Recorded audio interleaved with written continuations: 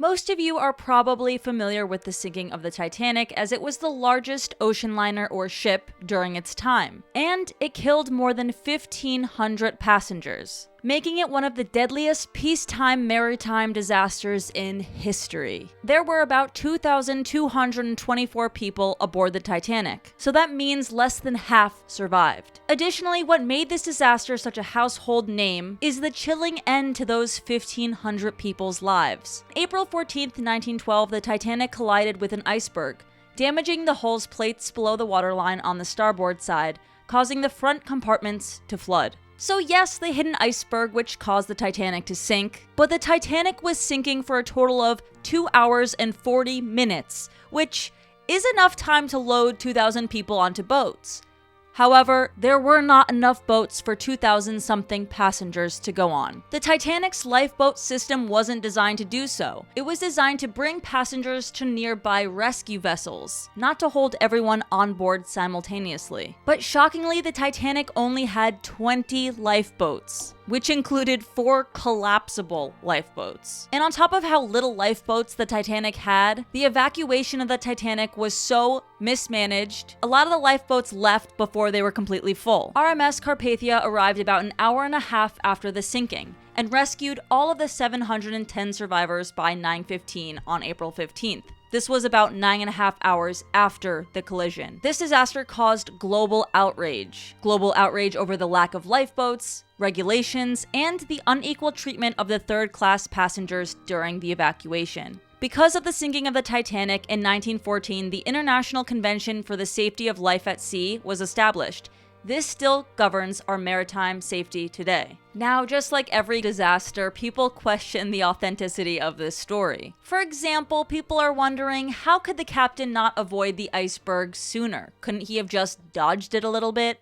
Or why were certain people rescued while others were left to die? Why did someone who financially backed this trip cancel his ticket the night before? In this episode of Cauldron Convos, we're going to be digging into some of these questions about the Titanic and talking about the theories, the conspiracies on the sinking of the Titanic. My name's Kayla, this is Xenu, and we are Cauldron Convos, baby! Ooh, oh my god, I have to move this. This is not sponsored by you because you don't like me, apparently. Yeah, you failed to mention how the Titanic was really like the 9/11 of the day. Oh, well, is that... I mean, I'm sure... Other than Israel having nothing to do with it. It was a joke.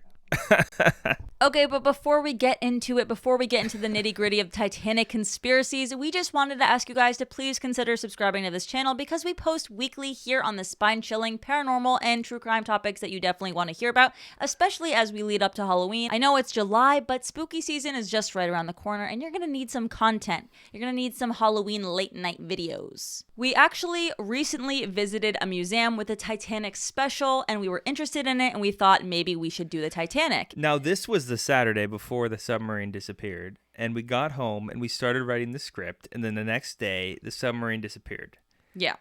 And I'm going to post some clips of us at the Titanic Museum in case you don't believe me. With the date or something, yeah. Yeah, I was like basically crying at the museum because it was just really sad. There was this one woman who didn't go on a lifeboat because they wouldn't let her dogs on with her. So she died with her dogs. I was like, wow. Well, she was older too, you know. But she could have gone on. Yeah, she didn't. There were a lot of people that gave up their seats. There were a lot of people that paid off the crew to leave early and leave people behind, even though there were empty seats in the lifeboats.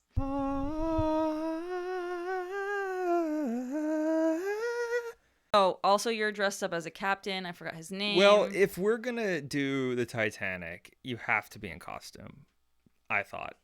I'm not regardless of poor taste or not. I'm not really in costume, but do you know what I'm wearing? Rose, baby. Yeah, I wanted to dress up as Rose this week, but I couldn't find a dress on Amazon that fit. So we're going to start with the first theory that the Titanic was deliberately sunk. And I've actually seen some videos online that people are now talking that the submarine was deliberately imploded. Oh, God. There's some theories about that now. Oh, there's theories about because everything. They said that they found part of the bodies. Yeah, they did. So people are like, that's fishy. Okay, anyway, that's a whole other... Okay. No. That's fishy food. Okay, that's not funny. We're not going to talk about the submarine deliberately being sunk or not, but the Titanic, there are people that theorize that perhaps someone sunk it on purpose. And who else would sink it but the owner of it? Dun, dun, dun. Mr. JP Morgan himself. Yes, one of the most popular theories on who deliberately sunk the Titanic, they wanted to eliminate those who opposed to the creation of the Federal Reserve Bank, which seems a little extra, like sinking a ship, killing over 1,500, like really? Yo, that's like if you're the richest man in the world, aka JP Morgan, that's how you call a hit on people. You sink the biggest boat in the world with them on it. Yeah, we know that some of the wealthiest men in the world were aboard the Titanic for its first voyage. For example, millionaires including John Jacob Astor. I thought you were about to say John Jacob Jingleheimer Schmidt. John Benjamin Guggenheim and Isidor Straus. And the theory alleges that these three men were opposed to the creation of the U.S. Central Bank. But who would care if they were opposed to the U.S. Central Bank, and who would have enough power to sink the Titanic? As you said, JP Morgan. He did actually own the International Mercantile Marines. Which owned the White Star Line, which owned the Titanic. You guessed it. That's a shell company with a shell company that owned the Titanic. A rich guy owns the Titanic. Okay, so what? We already knew that. Morgan was actually nicknamed the, quote, Napoleon of Wall Street. And in addition to helping create General Electric, U.S. Steel, and International Harvester, Morgan was also credited with almost single-handedly saving the U.S. banking system during the Panic of 1907, which was 4 years prior to the sinking of the Titanic. And on top of that, Morgan did have a hand in the creation of the Federal Reserve. But what I find the most chilling and kind of odd about this whole thing is that JP Morgan allegedly had a ticket on the Titanic, but canceled the night before. Well, if you're ballin' back in the day, you probably have your own suite on board. His own private promenade deck and a bath equipped with specially designed cigar holders. And then he just cancels? Really? You have your cigar holders and you just cancel? You really got to stay in London one more night, Mr. Morgan? Yep. He apparently canceled the trip and remained at the French resort of Aix-les-Bains to enjoy his morning massage and sulfur bath. But JP Morgan did attend the Titanic's launch, of course. He couldn't miss that, which is a little odd. Like, he was kind of hoping that, some other people would show up and wanted to ensure and maybe even talk to the crew, talk to the captain, talk to whoever was, making them not get on the lifeboats. You never know. However, there's actually no evidence that these three men opposed the creation of the centralized banking ideas that Morgan had. For example, Astor and Guggenheim never spoke publicly on the subject, while Strauss actually spoke in favor of the concept. So this theory kind of runs to the end with that. That theory runs pretty deep. Gotcha. And this theory has been refuted by Titanic experts who have each provided alternate, more widely accepted theories as to why Morgan chose to cancel his trip on the Titanic. But it does seem kind of weird to me that he would go out of his way to sink his ship in order to kill three people. Like, he's JP Morgan, he has all this money. Can he just hire hitmen to kill them? Like, I guess it would be suspicious if they weren't all in the same place, but couldn't he have just, invited them to a soiree or, a sulfur bath and then just drown them in the sulfur? Jesus, where do you even get a sulfur bath from? Or could it be that JP Morgan had great intuition? Maybe he knew that something was off with the Titanic deep down, and he listened to his gut and said, you know what? I'm going to extend this massage, and I'm going to get a happy ending. The 2,000-something passengers did not get a happy ending. Let me tell you. It was a little cold. A little scary, a little dragged out. That happened to my friend, Dale Wood, one time. There are some other reasons why people think it was deliberately sunk. We're going to get into one being the insurance fraud idea, but there are also some other comments on YouTube videos, just little points here and there that I thought were interesting, that I'm just going to speak to you because they I don't know, did something in me. Ew, whoa. No, they didn't. Get out of me. I don't know. They just made me think about it a little bit deeper. So one person commented, quote, Titanic sinking 1912, Federal Reserve 1913, World War I 1914. That's it. That was their comment. Damn. But think about it. Another person commented, it's to do with the Rothschild too, I think. Another one of those billionaire banking clans. Mm-hmm.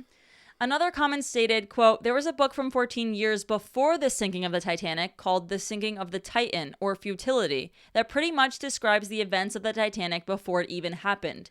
JP Morgan took inspiration from this, and because there were some wealthy men on the ship that opposed the idea of a central banking in America, he crafted a plan to sink the Titanic, killing the men on board so he could move forward with his establishment of the Federal Reserve in America. Someone else wrote, quote, Hershey also put a $300 down deposit for a suite and suspiciously canceled while offering conflicting odd excuses.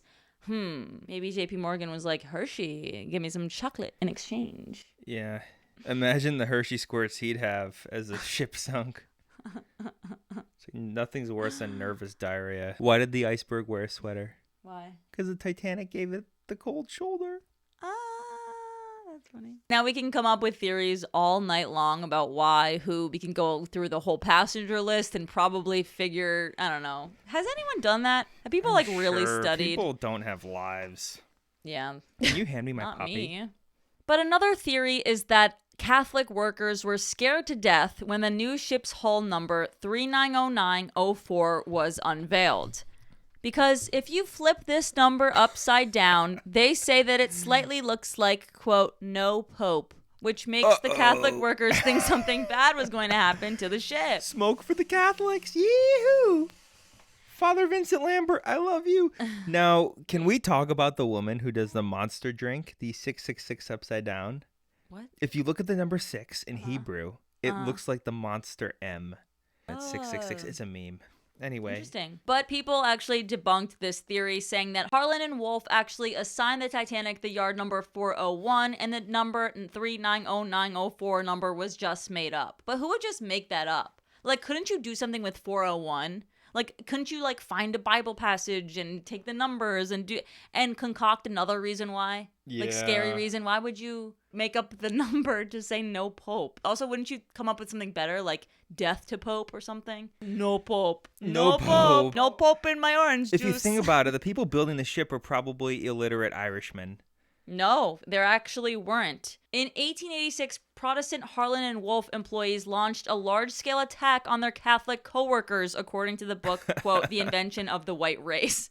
Wow, what a book. What a quote, baby. So as a result, Catholics actually left the shipbuilder, Harlan and Wolff, so it wouldn't make sense that in actually they were probably building it before. How long did it take to build the Titanic? That's a question. Oh, only 2 years? I thought it would have taken so long. Yeah, well, this is no Carnival on the Seas ship, my 2 friend. years and took 2 hours to go down. Damn. Another theory of why the Titanic sunk was actually a case of a mummy. Whoa. Shout out to Curses of the Mummies and our other podcast. Another podcast I wore a wonderful costume, sponsored by Amazon. Yes, so make sure to watch that one after this one. Cool. But according to the legend, an ancient mummified princess left a trail of death and devastation across England in the early 1900s after being excavated and removed from Egypt. Legend is that an American archaeologist purchased the mummy in England and attempted to bring it to New York on the Titanic. But they never made it to New York because the ship obviously sunk with the mummy. But there's no actual records of a mummy being on board. Another theory is that although the Titanic was sunk before World War I, people think that a German U-boat sunk the ship. This is very likely because, because if we look at Titanic's sister ship, the Lusitania, it was sunk by a German U-boat. In 1915, a German U-boat torpedoed the British ocean liner off the coast of Ireland, killing 1,198 people. Now get this little piece of misfortune. A man... No, he didn't die on it. He didn't die on the Lusitania? No. There was a guy that was supposed to go... Oh, wait, did he survive the Titanic? No, he didn't go on the Titanic. He didn't go on the Titanic, so he survived. He had no. He had a ticket for the Titanic, and he missed the ship. He missed the ship. And then he went on the Lusitania, and he went there. He got dropped off. He stayed. The Lusitania went back without him, and they died. He didn't. So he survived twice. He should have played the lotto. I know. Damn. He died like of a heart attack or something. I forgot what it was. Something natural-ish. Not like a U-boat. Not a hit from JP Morgan. No. What makes this one kind of cool is that a number of Titanic survivors reported to have noticed, quote, an unidentified vessel approximately 5 to 6 miles away from the sinking ship, which reportedly lingered until 2 a.m., according to Dr. Franklin Rule's piece in the Huffington Post. It was JP Morgan's private yacht making sure that everybody died. And Rule speculated that the craft was possibly, quote, a submarine that had surfaced to assess the damage it had caused. I used to love when Jack drew Rose naked when I was little. Like, that's how messed up I think was. most people like that scene. Oh, okay, good. I thought it was just me. I think it was paint me like one of your French girls. Or is it draw me like one of your French girls? Sketch me. That's like a sexier way. Sketch my little nipple. Okay. That noise. You're going to get us canceled. For talking about a nipple? We all have. Not everyone. Okay. Rule speculated that the craft was possibly, quote, a submarine that had surfaced to assess the damage it had caused, after which time it skulked off, and cited survivor testimony about a number of explosions that seemed to go off deep with the ship. That's something else I read, that there was a bomb on the Titanic. Whoa. Maybe that was the hit. Because, okay, let's think about it, right? The Titanic was traveling in the middle of the night on a moonless night, and it hits an iceberg, but this iceberg rips a hole the size of you-know-what, like, the size of the side of the hull, enough to sink the ship. Yeah, that's kind of crazy. I don't know. The sub may have deliberately targeted the luxury liner or possibly accidentally collided with it, Rule wrote. I don't know. Accidentally collided with it? No. Its torpedo accidentally collided with it. This JP Morgan torpedo. This JP Morgan. He's in it like, What? The federal bank is mine. The federal bank. And in addition to this, Harland and Wolff are also blamed for using substandard materials to save money during construction, but there was no limit or budget to really build the Titanic, so that was kind of debunked unless they were just, pretending like they were using fancy things, charging them. Supposedly, they used wrought iron rivets, mechanical fasteners instead of steel rivets. The theory is that the lower grade standard rivets were brittle in cold temperatures and popped off when the steamship hit an iceberg. Oh. Pop off, sis. Literally. Another theory is that there was a speed record going on. There was a need for speed, and it was Captain Edward Smith, how dare you, pressured by Joseph Ismay, which was the White Star Line CEO, to set a speed record for the quickest crossing across the Atlantic. Now, this is a conspiracy theory that was brought to attention by somebody who overheard a conversation between Ismay and the captain in the first class dining room. Now, listen, though. I didn't know that. It was featured in James Cameron's movie, not a video. James Cameron's 4-hour video on the Titanic. In the background of the scene, you can see this woman who is eavesdropping on their conversation. But, I have done some research, and I think history and James Cameron has done Joseph Ismay a little bit dirty. Because there's no record anywhere of them stating that they were trying to do a speed record. And why on earth would they try to do a speed record through an iceberg field? Paul Loudon Brown, author of The White Star Line 2000, believes that it is unlikely that he was pressured to set a speed record. So. Why would the CEO tell the captain how to pilot the ship? That's just dumb. There's also the Olympic exchange hypothesis. This is one of the controversial and more elaborate theories surrounding the sinking of the Titanic. And this hypothesis was brought forward by Robin Gardner in his book, Titanic, the Ship That Never Sank. I don't know. I still don't know how people write books on, one topic. And what was his hypothesis? What? That takes so long.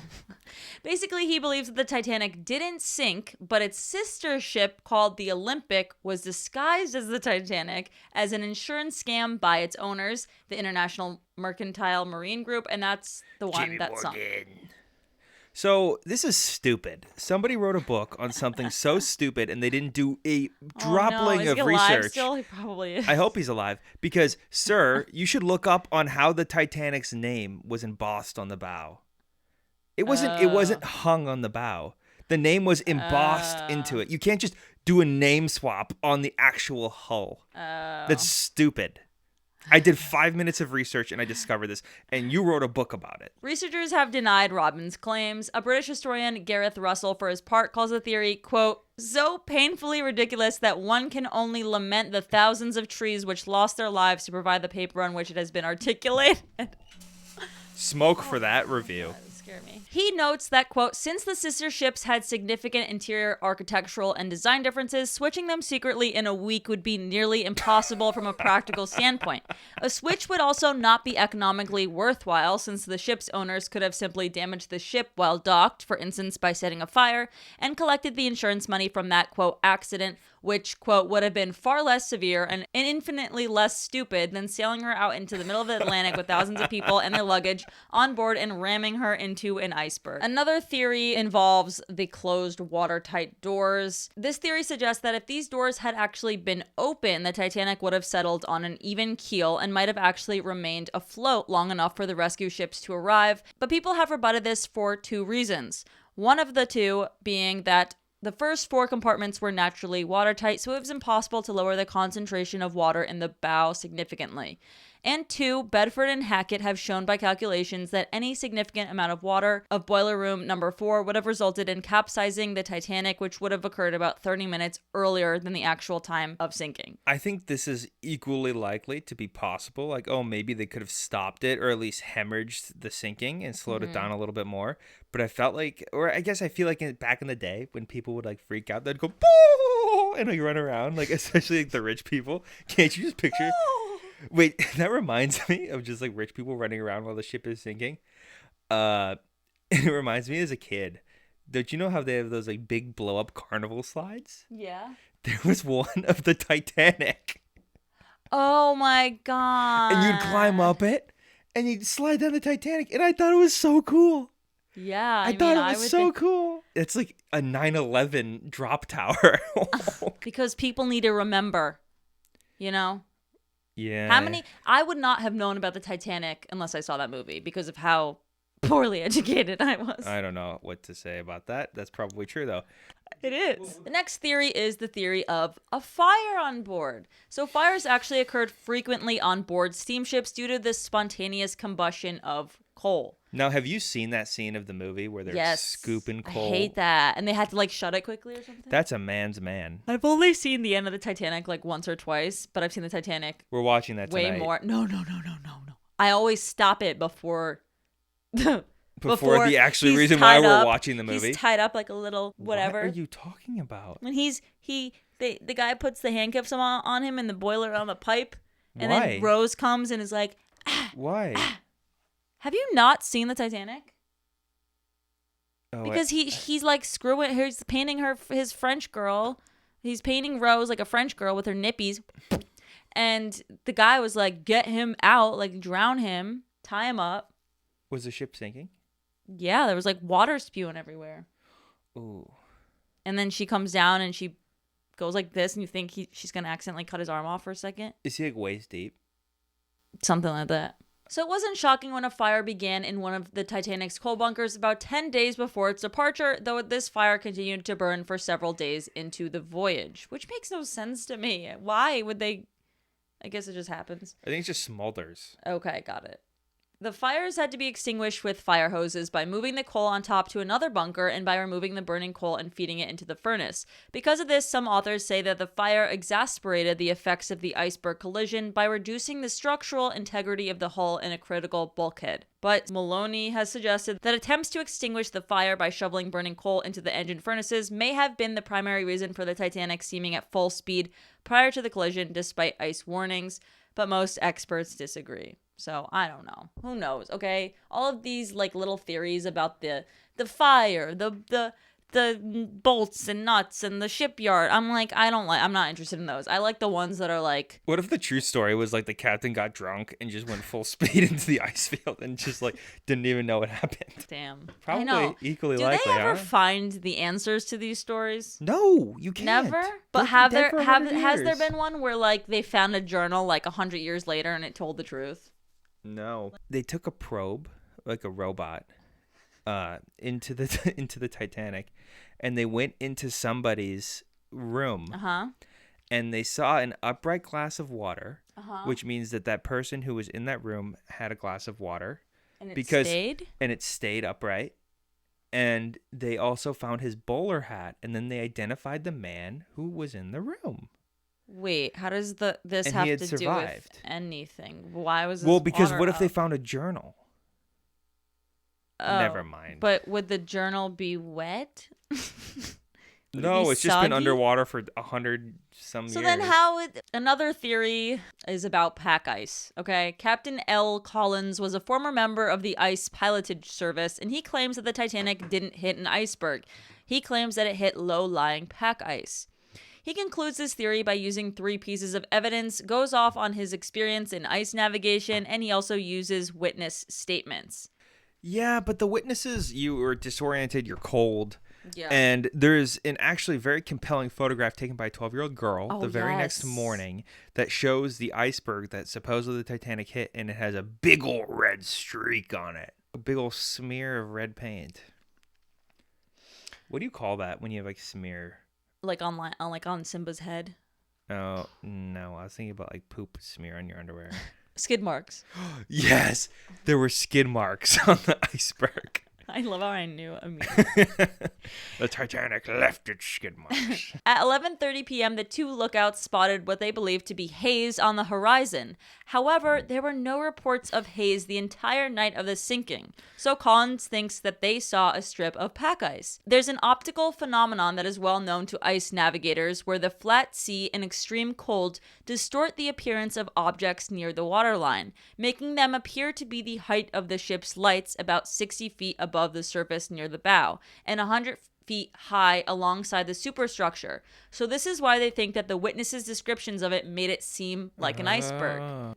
This is an iceberg? This looks so small. Okay. This looks like a Klondike bar.